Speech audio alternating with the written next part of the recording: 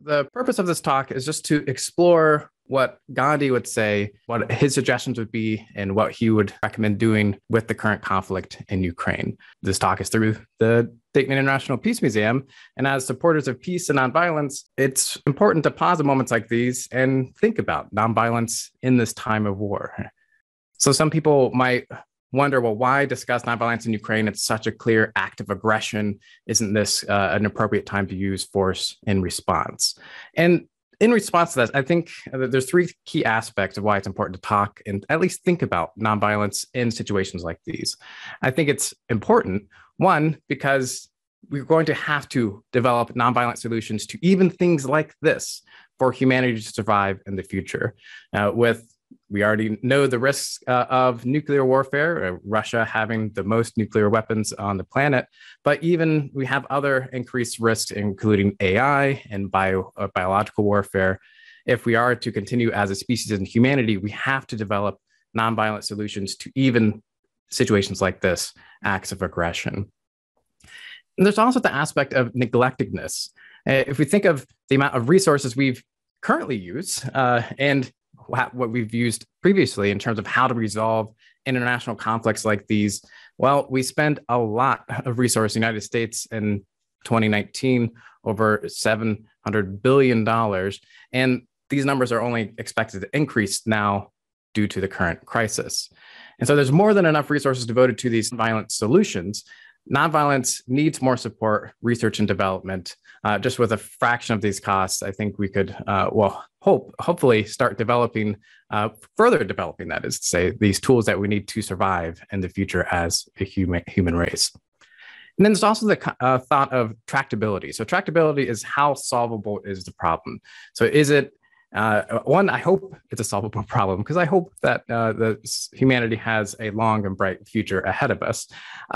So on one level, there's some reason to just act as if it is solvable, even if you don't think, if so we can at least have a chance perhaps of having humanity survive the next few hundred years.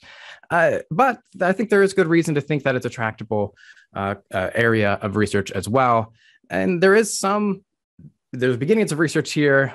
This is some research from Erica Chenoweth and Maria Stefan, who looked at hundreds of examples of violent versus nonviolent resistance and the success rates. And in the past 100 years or so, the nonviolent resistance has been over twice as successful compared to violent resistance. And that's looking at partial successes as well. Now, it turns out resistance in general is going down. These trends are still there, but both successes are plummeting in the past 10 or 15 years.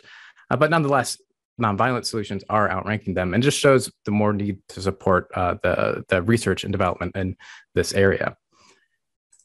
So one way to research it is look at the successes of the past and the thinkers of the past on this. And one of the person that we most commonly associate with nonviolence for good reason is Mahatma Gandhi. Now, we should note that Gandhi was not a perfect individual, and he admitted that himself. And there's still wide uncertainties in terms of applications and how successful nonviolence, at least the strategies that he developed in certain situations. But we do know that it is at least successful in large situations because, of this history. And what I specialize in is the ethics of nonviolence. I'm not a historian, but I am an ethicist. So I study the principles. What are the moral principles behind Gandhi's thought? And before we get into his views on what I think his views on Ukraine would be, I just want to take a few minutes to talk about what his views on nonviolence are, because there's a lot of misconceptions. So for Gandhi, nonviolence demands two things. One, the first thing is what we're familiar with, I think, when people use the term nonviolence as simply, not being violent, right? Not harming, not hurting people, refraining from wishing or contributing to harm to anyone. And Gandhi talked about that as well. And he called this the negative form of nonviolence.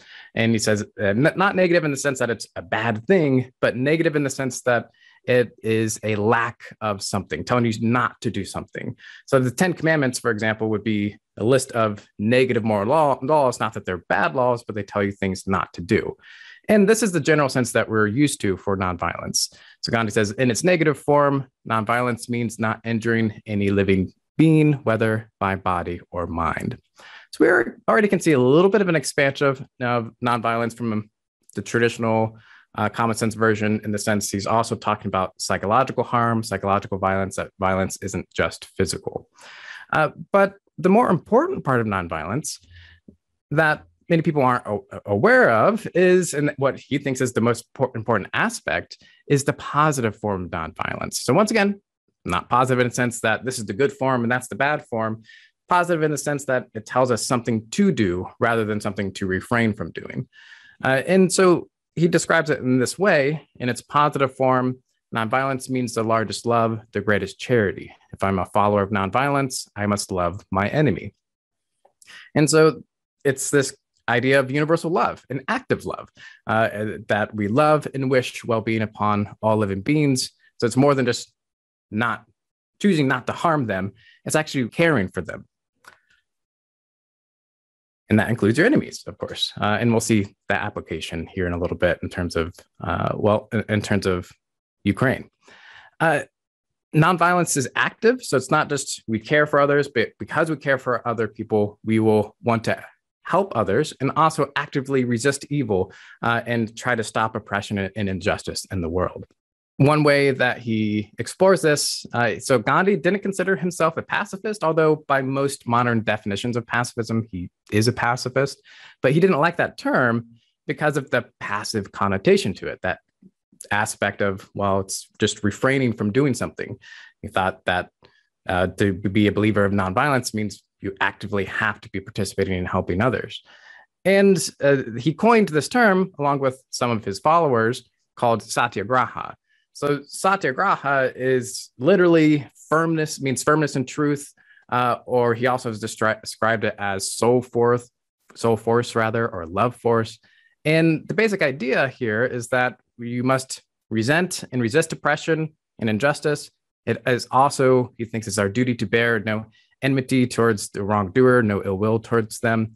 But then, once again, actively resist oppression and injustice and actively work for a better world. Then finally, one other aspect of Gandhian nonviolence that I always like to point out is that he thinks that we should continually strive to become more nonviolent, even though he admits that perfect nonviolence is unattainable. So another quotation of Gandhi says, "We may never be strong enough to be entirely nonviolent in thought, word, and deed, but we must keep nonviolence as our goal and make strong progress towards it." He sometimes relates this to the concept of a perfect line in geometry, that you can't actually create a perfect line, draw it on a chalkboard, or create it in the world as we know it, but yet we still have that concept, and we don't alter the definition of what a line means just because it's imperfect in practice or impossible to make in practice. And he says that's the same thing with nonviolence, is that it should be our moral guide, even if it's ultimately impossible. And he himself didn't think that he was perfectly nonviolent to the end of his days. So let's now think of applications of this concept of nonviolence to Ukraine, the current situation in Ukraine. Just a handful of advice I think he would give us. It turns out Gandhi was a very prolific writer. He's written on this topic quite a bit. And I think the most clear analog to our situation today is World War II, with Nazi Germany invading neighboring countries. And so I'm going to pull from some of those writings, in particular, his writing to Hitler himself, to explore his thoughts on this topic. I think he would be very clear that we need to be on the side of Ukraine. He actually has a quote that I think we can actually just replace Ukraine and Russia here in this, and it flows quite nicely. If A wishes to seize B's country, so if Russia would wish to seize Ukraine, well, Ukraine is obviously the wronged one. Both fight with arms, and Gandhi does not believe in violent warfare, but all the same, in this case, Ukraine, they are the ones with the just cause that deserves moral help and blessings. So the idea here is that, well, just because Gandhi is against violence doesn't mean that all violence is equivalent to each other. And it doesn't mean that he can't support a side in a conflict, in a violent conflict.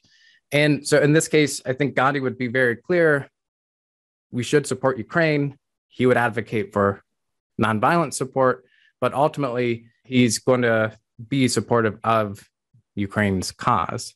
One more quote on this topic says, whilst all violence is bad and must be condemned in the abstract, it is the duty of a believer in ahimsa, so nonviolence, to distinguish between the aggressor and the defender. Having done so, he will side with the defender in a non-violent manner, give his life in saving them. So he thinks that we should really be, if possible, even put our life on the line. He thinks nonviolently is best, but he actually has this interesting gradation. He'd rather you defend justice violently than not defend it at all. And so he thinks ultimately what's moral is you defend it non-violently. But if you can't do that, you should still defend it violently. So he actually has a high regard for violent soldiers as long as they have a just cause in mind, even though he thinks ultimately they're still doing something that's wrong. It's just less wrong than running away from a fight or just not doing anything at all. So once again, to be clear, he would not be advocating for violence here, would be advocating for nonviolence, but that not all violence is equivalent. And he would definitely be in support of Ukraine in this situation. Now, another thing I think from a Gandhian perspective is to highlight that violence is not merely physical. What violence means for Gandhi, it can be physical, but it's not only physical. And even things like the military buildup at the very beginning, that itself he would view as violent. The disinformation campaigns that are currently going on, that he thought that nonviolence and truth are two sides of the same coin. And so that he would view the disinformation campaigns as violent as well as the dehumanization and the psychological trauma. Next, I think he would want to highlight that we should condemn and fight against injustice, but not the people. And I think there's a real danger in this conflict, in every single conflict, to demonize the opponent, to say, well, Russia needs to suffer. And whether or not you agree that violence is warranted in this case, it's important to distinguish and separate those things. You saw the common phrase for this is, hate the sin and not the sinner, right? Well, that basic principle Gandhi full-heartedly agrees with. Another quote from him, he says, "We must resent and resist oppression and injustice. It is also our duty to bear no ill will towards those wrongdoers." So this is, once again, when he was talking about what it means to be a satyagrahi, a follower of his version of active nonviolence. And at this point, we'll come back to these next 2 points in a moment. But I think it's worth to understand Gandhi's position on this, looking at that letter to Hitler I mentioned earlier. So there's a couple really interesting aspects of this. So this was in 1940. He wrote two letters. He wrote an earlier one that was much shorter and just basically kind of asked him to not do what he's doing. But here he goes a little bit more in depth. And what's interesting is at the very beginning, he calls Hitler a friend, which is, but then he goes on to say, look, he calls everybody a friend, and that he's tries to think of and nobody as his foe. But nonetheless, he goes on to mention, well, he doesn't believe that Hitler is the monster that is described as by his opponents. But he goes on to say, but your acts are monstrous and unbecoming to humanity. So I think the same quote would be something similar to what he'd be saying to Putin.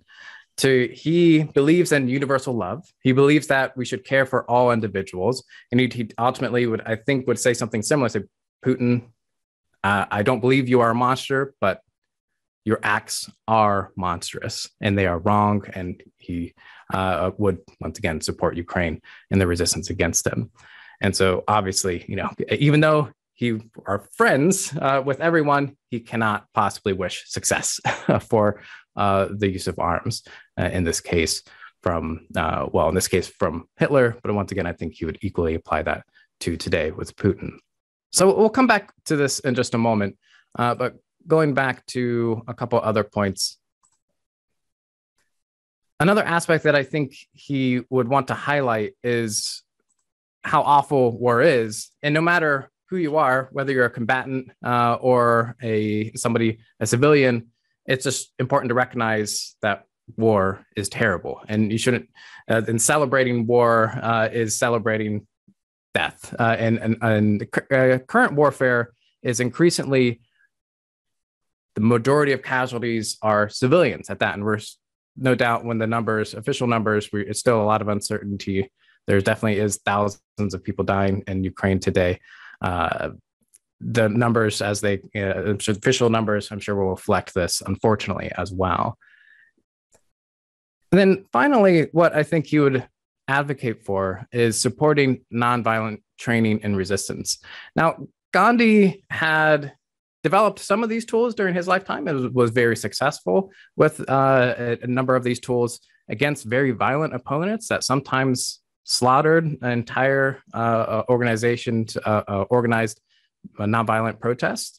And we'll go over some of these suggestions here in a moment. But I just want to just go back to that letter to Hitler here.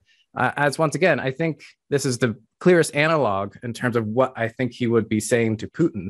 And here he talks about the methods of nonviolence and how, and he tries to explain the basic process of it, that we try to convert enemies and not defeat them on the battlefield, that we are determined to make their rule impossible by nonviolent cooperation. And I think these are currently things that he would be suggesting for occupied territories currently in Ukraine, that there are many methods developed that can help resist and non-cooperate and make the even if it is a long-term occupation, make it difficult and for them to actually rule the individuals. And he goes on to say, our rulers, ultimately, he thinks that nonviolent resistance takes risk as well, and even to the point of risking your life, as we're seeing in Ukraine. And also we'll look at some examples in Russia here in a moment of people being arrested and disappearing. And ultimately, he says, in occupied territory, in terms of, he's referring to British occupying India at the time, says, well, if you can train your populace with non-cooperation, they might be able to oppress you, and they might be able to throw you in jail and kill many of the people that are fighting against them. But he says, well, our rulers ultimately may have our land and our bodies, but not our souls. Then later on down here, after he describes to Hitler, he's trying to describe the process of nonviolence, and once again, be very clear that he's against what he's doing. He also goes on to say, look, we would never wish to end British rule with your aid. So even though he was still fighting against the British occupation during this time, he says, well, we have found in nonviolence a force which, if organized, can without a doubt match itself against a combination of the most violent forces in the world. So if not the British, some other country power will certainly improve upon your method and beat you with your own weapons. So he thinks, look, even if Hitler won, eventually he'd be taken down by greater forces.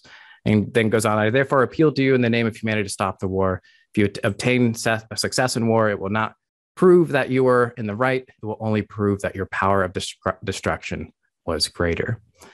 And so going back to what I think, so this was I think reflecting those words, all those words that he was saying to Hitler would be similar to what he would be writing to Putin today. This advice here goes for not only for Ukrainians, but also for people in Russia as well who want to fight against the war too. So the basic principle for those within Ukraine is making rule impossible by nonviolent cooperation. He thinks that you can only be governed as long as you remain to be governed, as long as you go along. You can't really govern a city or an area if the population is trained in methods of not cooperation.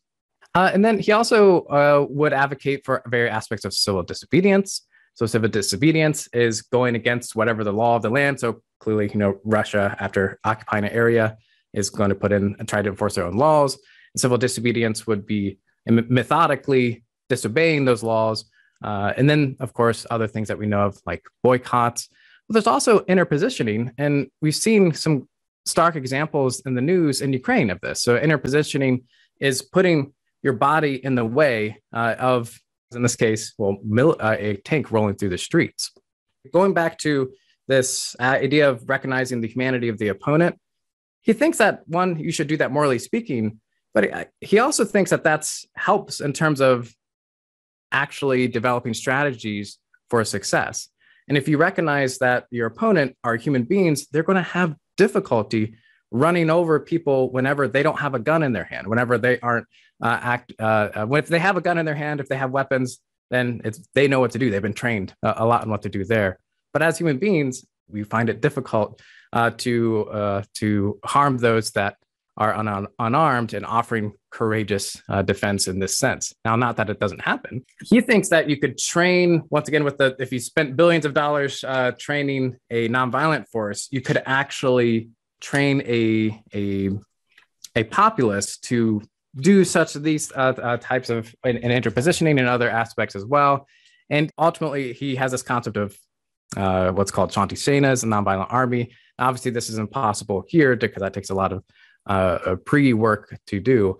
But he thinks that eventually, through these types of acts, you don't have to necessarily convince Putin. Now, Putin might be unconvincible either with military force or with nonviolence, for that matter.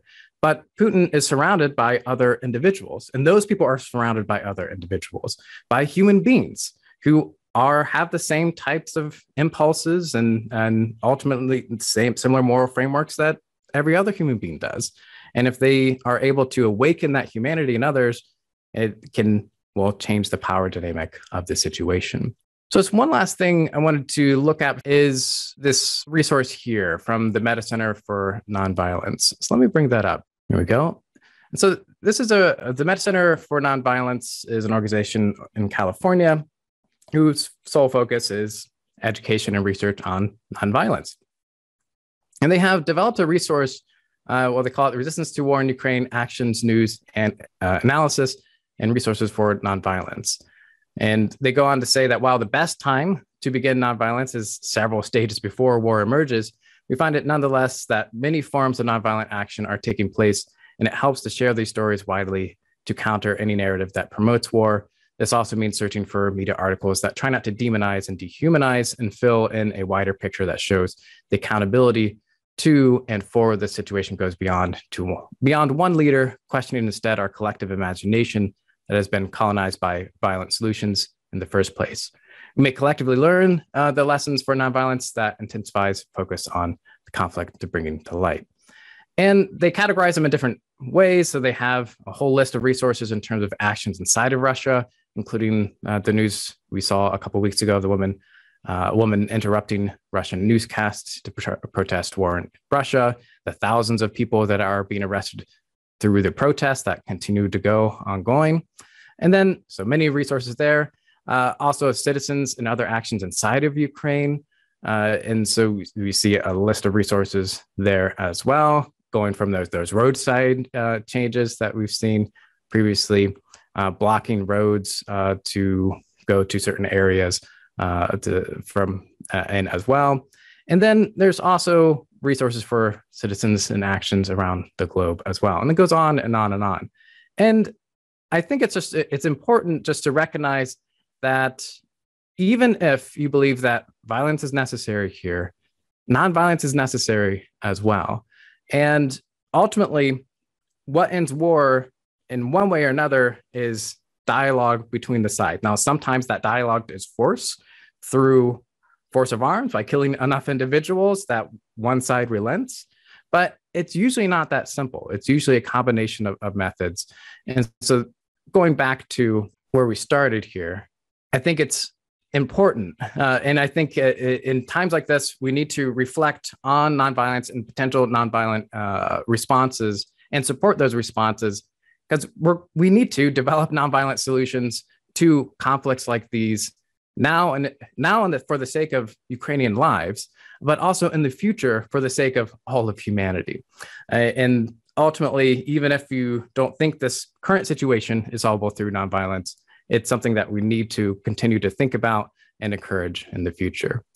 That's all I have for you for the presentation portion. Let's open things up to discussion.